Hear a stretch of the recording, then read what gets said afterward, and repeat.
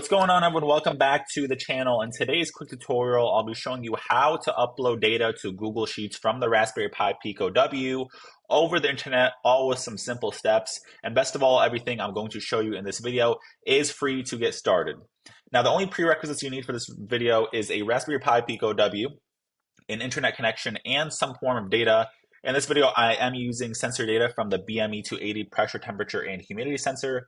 It is a very popular sensor to use for examples like this, and I'll link the one I'm using in the description down below. But as you can see here with the example, it's uploading to Google Sheets in real time, and you could upload various types of data, and this is incredibly useful when you want to upload large swaths of data to an external data source that you can use later on for analysis, because as we know, the Raspberry Pi Pico W is extremely limited in terms of the storage it can hold, and this can have some powerful applications for your IoT and distributed system applications.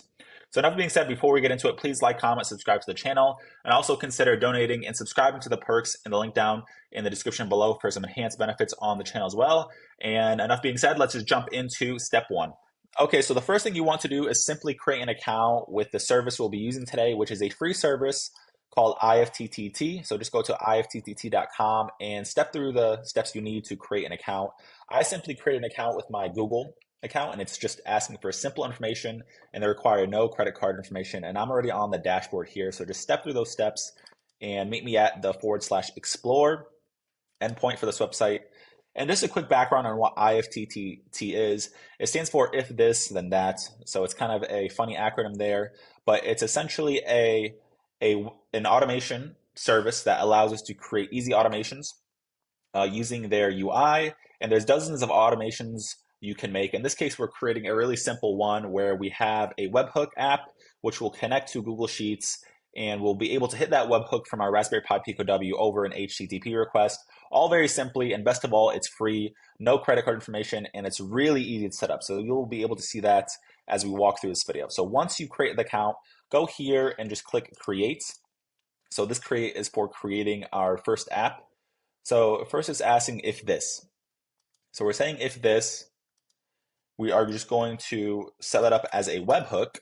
Okay, as you can see, they had a bunch of other if this you could do, but we're just going to use webhooks for this one.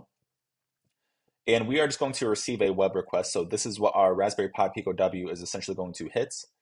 And you could just put in an event name. I'm just going to call it sensor, or I'll call it BME280 YT for YouTube. And we're just going to create the trigger. So it's that easy.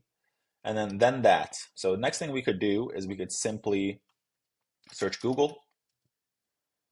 And there should be one for Sheets. Here it is, Google Sheets. So we want to add a row to a spreadsheet, perfect for what we want to do. And you can see a new spreadsheet is created after 2,000 rows. I think that's fair. And also we can update cell in a spreadsheet.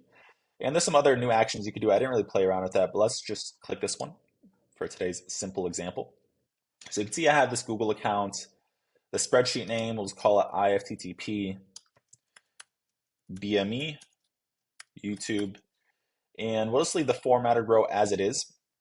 But really, you can substitute any amount of values you want. Occurred at, they put in a time for you automatically, but that time doesn't have the seconds or the millisecond. So if you want to get to the millisecond level, you're gonna have to do that in the code. But luckily, the BME280 gives us 3 values exactly: the pressure, temperature, and humidity. So we're just gonna use this base one that they have, and it's telling us the drive folder that it's going to post this in. So we'll just leave it empty. And if we leave it empty, it just posts to the IFTTT by default. And so we're just going to create action. So it's that simple. So we are almost done creating the app. Okay. And let's receive notifications when the applet runs. That's fine. Okay. So now we have our app set up. Okay. So now that we have the simple app set up, we can just go ahead and do a quick test. So we can just go here, paste this link in ifttt.com/myservices, or you could just type it in yourself. And then you just want to go down here to webhooks. Okay, you want to go to documentation. So they have some documentation on how to test webhook. So you can test it here with the second one here. So it's going to ask you the event. So the event is called BME280 YouTube, so this depends on what you named it. But we could just pass in a test value. So we just call it I don't know, A, B, C, and let's go ahead and test it. An event has been triggered. So if we did everything properly, we should be able to go to the Google Drive. Let me refresh it. Let's hope that worked. So you can see I had one from before. Okay, perfect. And so we could just go into here and you could see that it did exactly what we wanted. So it just published that event as the first row with A, B, C. So that's how you can test it. And so once you confirm everything works, let's jump to the Raspberry Pi Pico W side of things and get coding to connect our Raspberry Pi Pico W to this app and send data to this Google Sheet. Okay, so next thing you want to do is you just want to open a Python file on your Raspberry Pi Pico W. As you can see, I'm using Thonny, but really you can use any editor you want. And this is a very simple code here in MicroPython. So just go ahead and create the file, and you could just copy this in as I go along here. But simply, we have some imports here. URL request to make requests, time to manage some time in our application, machine to connect to our BME280 or to handle a connection there. And then also we have the network to connect to the internet because we need an internet connection. And we have this BME280 library. If you're not using the BME280 library, you don't need this. However, if you are and you like the BME280, you can just go to tools, you can go to manage packages, and you could just search that library. It's called MicroPython BME280 and just install it. And we have this config file as well. This just contains my internet name and password, and I just substitute it in here from the config file. Really, you could just hard code that in there if you don't want to create a config file. And the next thing we want to do is we simply want to substitute our values in here accordingly. So I was using a different app before. So we want to substitute our event name. So we called it BME 280 YouTube, okay, YT. And then you want to get your IFTTT underscore key, okay? And that just comes from the app you created or the account you created. So we can just get that from going to that test example, and they already have it here for us. So I just copied that and pasted it here, but really you want to keep that information as secret as possible. I'm just going to delete this app after I create this video, but really do not show that to anyone or else they could spam data to your Google Sheets, which is not ideal. So there might be some malicious people out there that you do not want to share that to. And this URL and server you can keep the same, that should be the same. And this is just for connections to our BME280. Once again, if you're not using one, you do not have to worry about that. So the first block of code here is just connecting to Wi-Fi. So this is just standard code you see all over the internet to connect to Wi-Fi.